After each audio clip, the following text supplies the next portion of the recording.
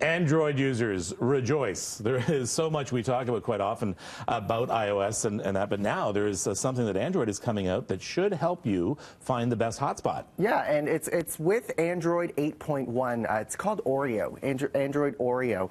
They name all of their operating systems out of cool candy and food items. But one of the features that's going to be really neat is the ability to see the public Wi-Fi network. So say you're traveling and you find, a local bar and they have free Wi-Fi.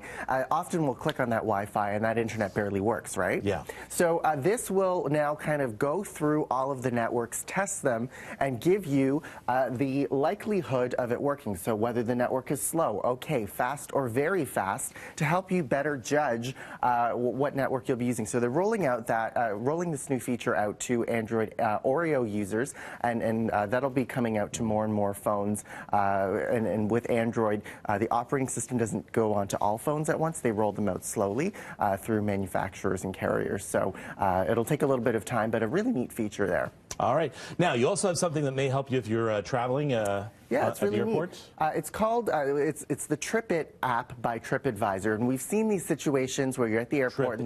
Trip It, correct, okay. One word. And you're waiting in a long line, right? And you're rushing for your flight and you're begging them to let you through.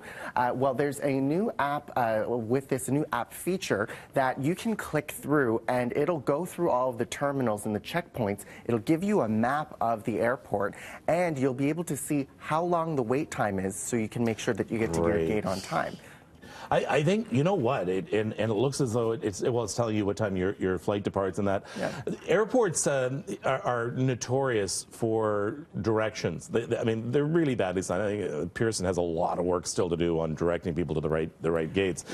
This is one more step towards you go in and say, okay, where's my gate to begin? Where should I be going to begin with? I mean, it varies from airport to airport. Some airports are not so great with this information. Pearson actually isn't that bad, where it gives you estimated wait times and you go through, but it can be complicated navigating. It's when you come in, okay, which gate am I going to? And all domestic flights here, except for such and such. And different checkpoints. International flights here, except for U.S., but you're going to be over here, and then they lose you. But so this will hopefully help you. That's great. Trip It.